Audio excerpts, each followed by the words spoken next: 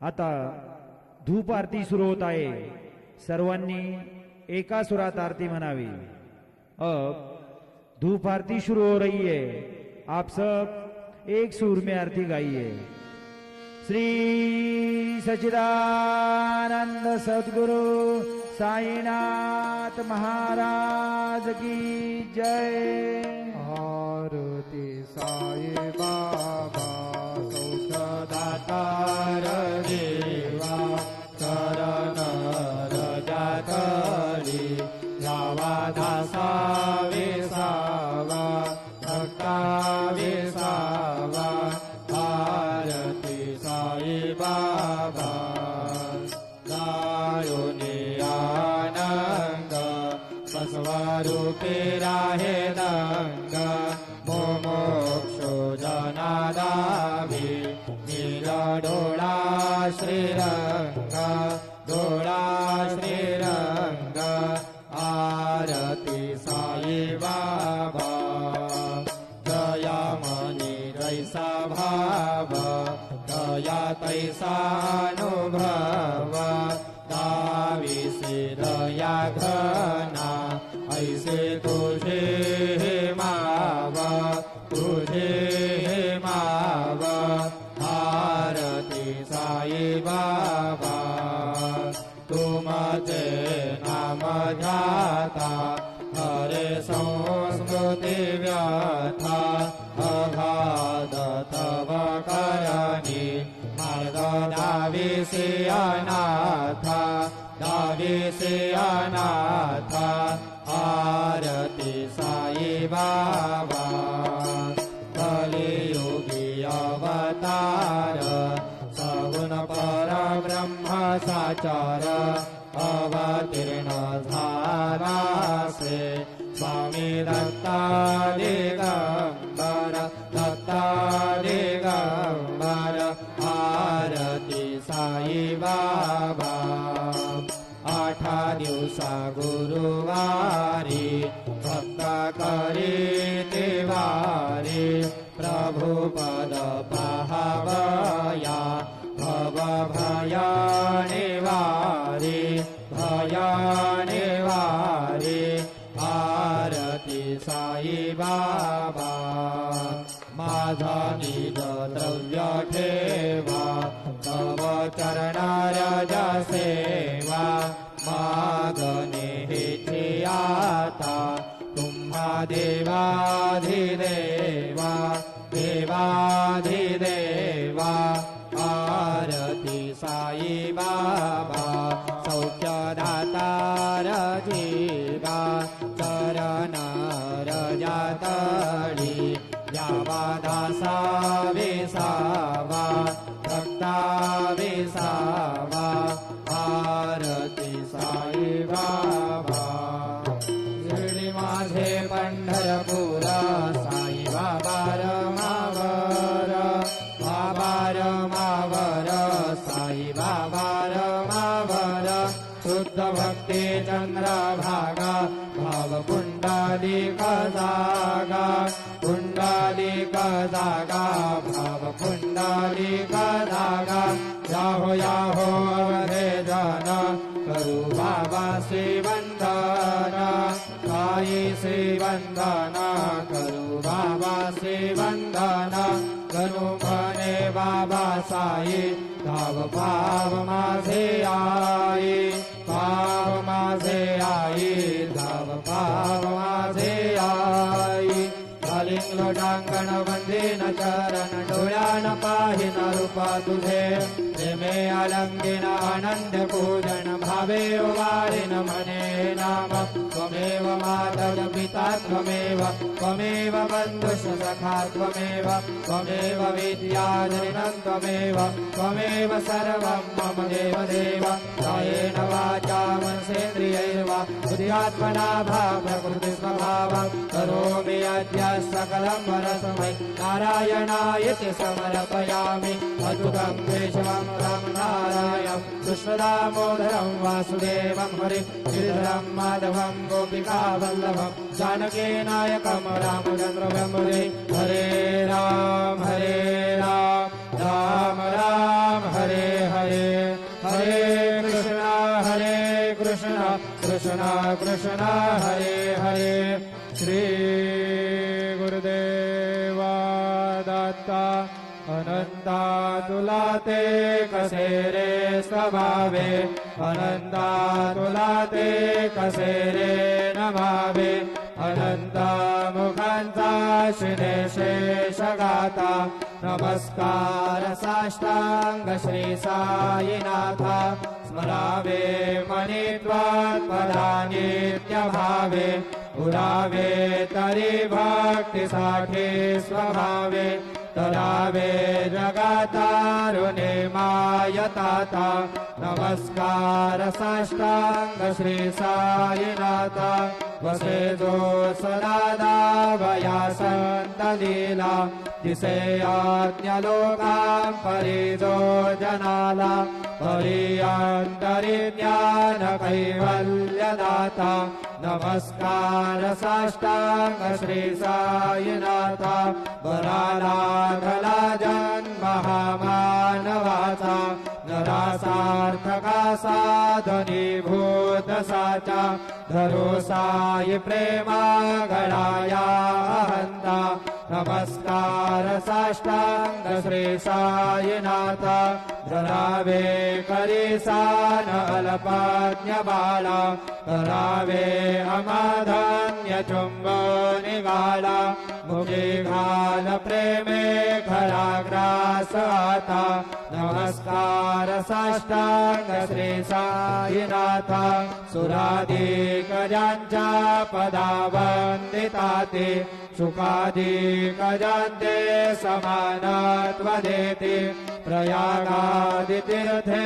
पदे नम्र होता नमस्कार साष्टांग श्री साईनाथा तुझ्या ज्या पदा पाहता गोपवादी सदा रंगलीचे स्वरूपे मिळाले करीरास क्रीडा सवे कृष्णनाथा नमस्कार साष्टांग श्री साईनाथा तुला मागतो मागणे कर्यावे करा जोडितो दीन अत्यंत भावे भवे मोहनी राज हातारी आता नमस्कार साष्टांग श्री साईनाथा साई वा साई दिगंबरा अक्षय रूपावतारा सर्व हि व्यापक तू श्रुतिसारा अनुसया त्रिकुमारा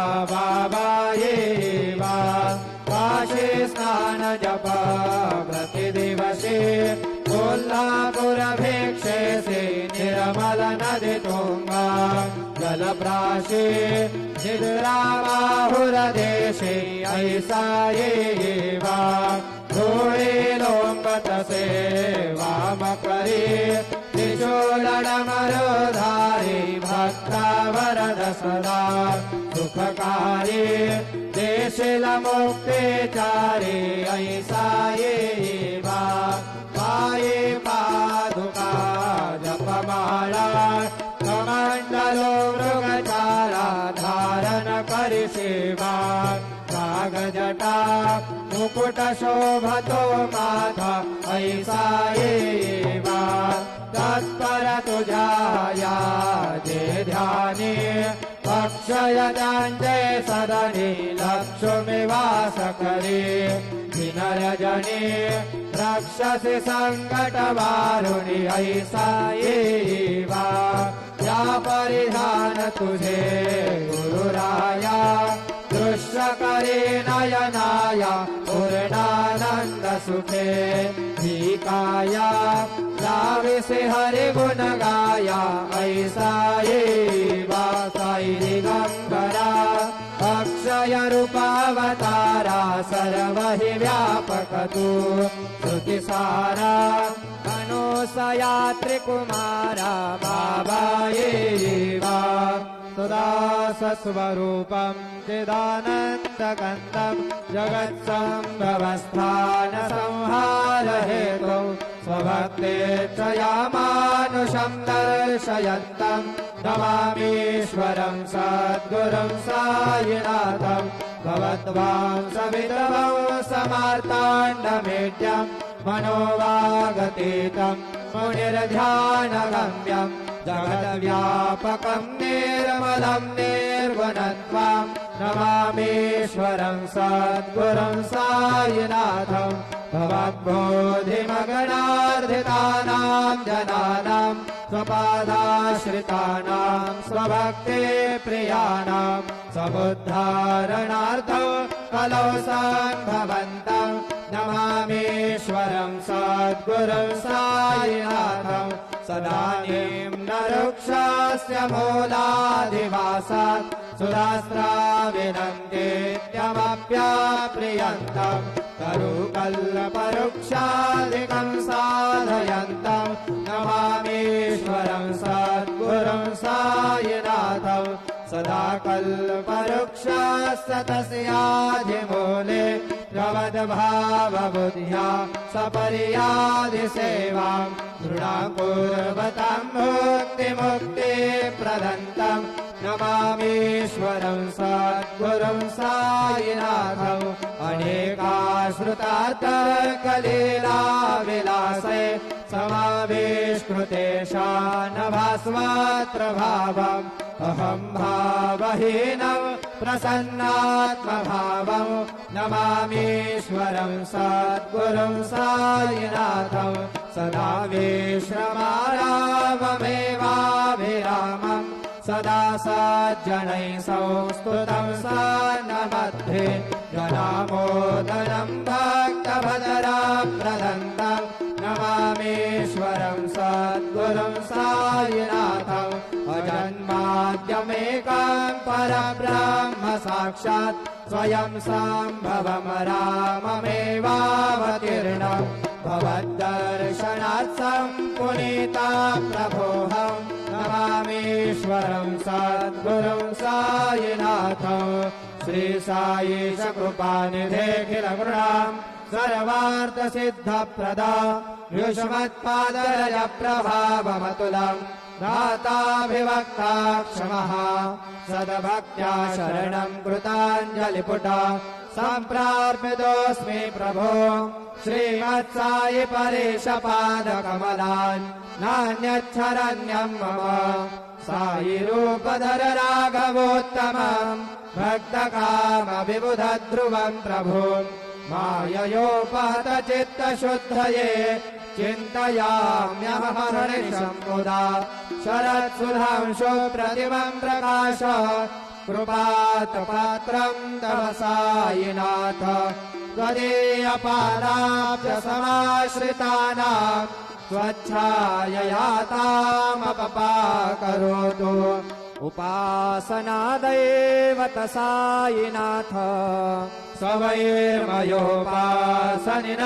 सुतस्व रमे मनोन्मे तव पादयुगमे भृङ्ग यथाब्जे मकरन्दलुब्धः अनेकजन्मार्जितपापसंशयो भवेद्भवत्पादसरोजदर्शनात् क्षमस्व सर्वानपराधपुञ्जकान् प्रसीद साई सद्गुरुदयानिधे श्री साईनाथ चरणामृतपूजचित्तात् तत्पाद्यसेवनरता सततं च भक्त्या संसारजन्यदुरितौ धवनिर्गतास्ते कैवल्यधाम परमं समवाप्नुवन्ति स्तोत्रमेतत्पठेत् भक्त्या यो नरः सन्मदा सदा सद्गुरु साईनाथस्य कृपापात्रं भवेत् ध्रुवम् रुसो मम प्रियाम्बिका मजवरी पिता हि रुसो मम प्रियाङ्गना प्रियसुतात्मजा हि रुसो भगिनी बन्धुहि स्वसुरसासुभाये रुसो ददत्त गुरु साई मा मजवरी कथि रुसो कुसो न सुनबायित्या मदन भातृजाया कुसो कुसो न प्रिय सोयरे प्रिय सगे न न्यादि कुसो कुसो सुरधना सखा स्वजननाप्त बन्धु कुसो परीन गुरु साईमा वजवरी कधीरुसो कुसो न बला मुले तरुण रुद्धरीना कुसो कुसो न गुरु धागुटे वजन थोरसाने कुसो कुसो न चबले बुरे सुजन साधुहीना कुसो हरिन गुरु साईमा मजबरी कधीरुसो रुसो चतुरतद्भवे विहुद प्राज्ञानि रुसो रुसो हि विदुषी श्रिया कुशल पंडिता हि रुसो रुसो महीपति अति भजकतापसे हि रुसो न दत्त गुरु साईबा मजवरी कधीहि रुसो रुसो कवि ऋषि मुनि अनघ सिद्ध योगी रुसो रुसो हि गृह देवता निकुल ग्राम देवी रुसो रुसो खल पिशाच हि मलिन डाकिनी रुसो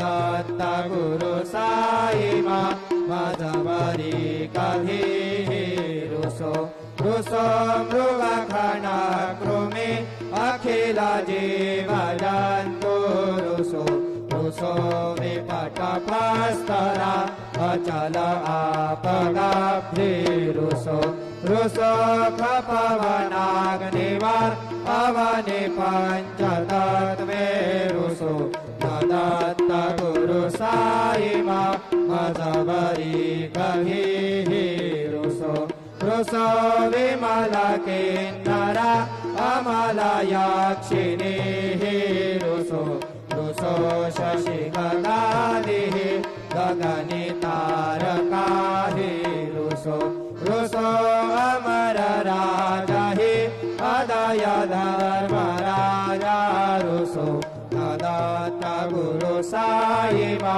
मजवरी कधीहि रुसो रुसो मन सरस्वती चपल चेतते हि रुसो रुसो वपुदिशाखिला कठिन कालतो हि रुसो रुसो सकल विश्व हि मायितो ब्रह्म गोलम् रुसो दत्त गुरु साईमा मजवरी कधीहि रुसो विमूढ मनुनिहसो मदन मत्सराहीडसो पदाभिरुचि उल्लसो जनन कर्दमेनाभसो न दुर्गधृति साधसो अशिव भाव मागे खसो प्रपंचे मन हेरुसो दृढ विरक्ति चित्ते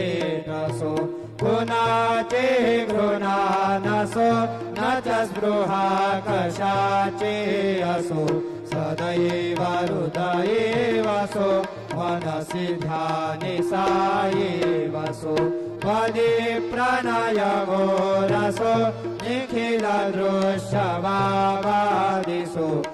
दत्त गुरु साईमा उपरि याचनेन रुसो हरि ओम यज्ञेन यज्ञमयजन्त देवास्तानि धर्माणि प्रथमान्यासन्न तेहनाकं महिमानस्तजन्त यत्र पूर्वे साध्या सन्ति देवाः ॐ राजाधिराजाय प्रसय्य साहिने नमो वयं वै श्रवणाय कुर्महे समे कामान् कामकामाय मह्यम् कामेश्वरो वै श्रवणो दधातु कुबेराय वै श्रवणाय महाराजाय नमः ॐ स्वस्ति साम्राज्यं भोज्यं स्वराज्यं वैराज्यं परमेष्ठमराज्यं महाराजमाधिपत्यमयं समन्तपर्यात् ईशा सार्वभौमः सार्वयुषान्ताधा परार्धात् पृथिवे समुद्रपर्यन्ताय एकराळदिदपेश श्लोको भिगीतो मरुतः परमेष्टारो मरुतस्यावसङ्ग्रहे आविश्य तस्य कामप्रेर्विश्वे देवा सभासरैते श्रीनारायण वासुदेवाय सच्चिदानन्द सद्गुरु साईनाथ महाराज की जय। करचरणकृतं वा कायजं कर्मजं वा श्रवणनयनजं वा मानसं वा पराधं विहितं विहितं वा सर्वमेतत्क्षमस्व। जय जय करुणाब्धे श्री प्रभु साईनाथ श्री सच्चिदानंद सद्गुरु साईनाथ महाराज के जय।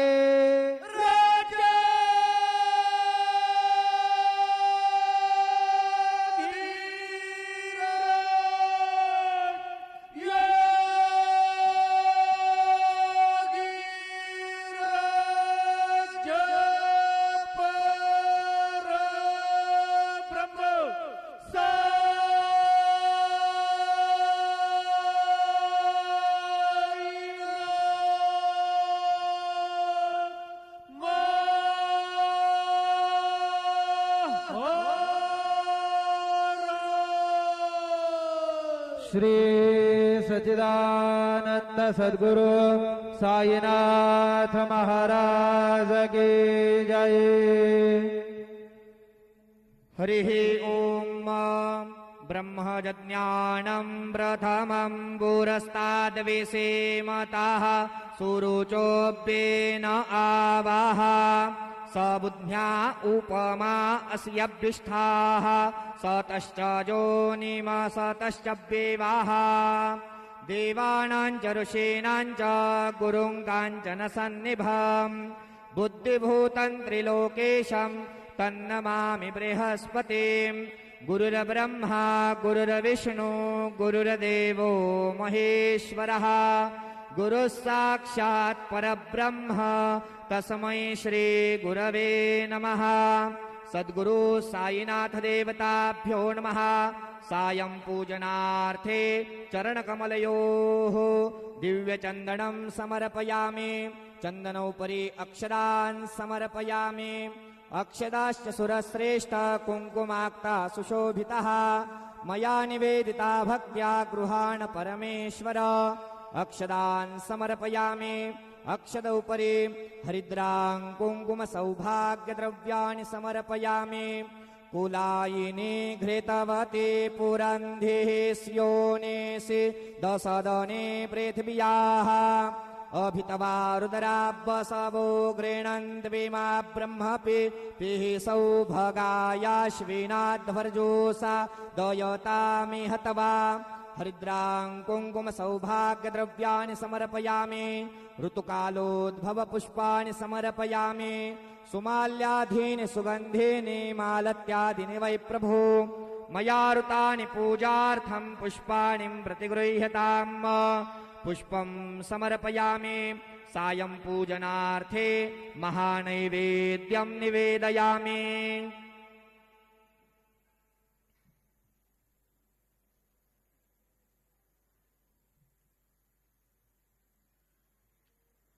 चतुष्कोणमण्डलं कृत्वा तदुपरि नैवेद्यपात्रं निधाय गायत्रीमन्त्रेण पात्रान् सम्प्रोक्ष्य धेनुमुदरयाम् अमृतीकृत्य ग्रासमुदरयां प्रादर्श वृतन्तवा सत्तेन परिषिञ्चामि नैवेद्यं निवेदयामि ॐ प्राणाय स्वाहा ॐ अपानाय स्वाहा ॐ व्यानाय स्वाहा ॐ उदानाय स्वाहा ॐ समानाय स्वाहा ॐ ब्रह्मणे नमः नैवेद्यमध्ये पानीयं समर्पयामि पुनर्नैवेद्यं निवेदयामि ॐ प्राणाय स्वाहा ॐ अपानाय स्वाहा ॐ व्यानाय स्वाहा ॐ उदानाय स्वाहा ॐ समानाय स्वाहा ॐ ब्रह्मणे नमः नैवेद्यं निवेदयामि हस्तप्रक्षालनं समर्पयामि मुखप्रक्षालनं समर्पयामि सद्गुरु साईनाथ देवताभ्यो नमः प्रार्थना पूर्वकं नमस्कारं करोमि श्री सच्चिदानंद सद्गुरु साईनाथ महाराज की जय।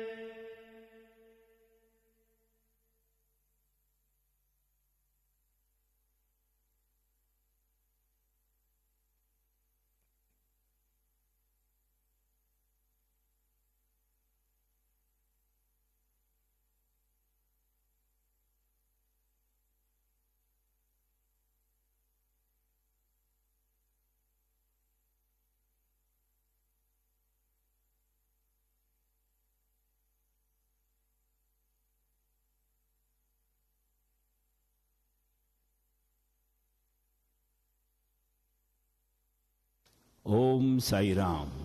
सर्व साई भक्तांना कळविण्यात येते की श्रींचे दर्शनानंतर उदीप्रसाद काउंटरजवळ श्रींचे महाप्रसाद भोजनाकरिता टोकन म्हणजेच कुपन देण्यात येणार आहे। तरी सर्व श्री साई भक्तांनी सदर टोकन किंवा कुपन घेऊनच श्रींचे महाप्रसाद भोजनाकरिता श्री साई प्रसादालयात जाण्याचे करावे ही नम्र विनंती। ओम साईराम। सभी साई भक्तों से निवेदन है कि साईं बाबा जी के दर्शन के बाद उदी प्रसाद काउंटर के पास साईं बाबा जी के महाप्रसाद भोजन का टोकन या कूपन दिया जाएगा। सभी साईं भक्तों से निवेदन है कि यह टोकन लेकर ही श्री साईं बाबा के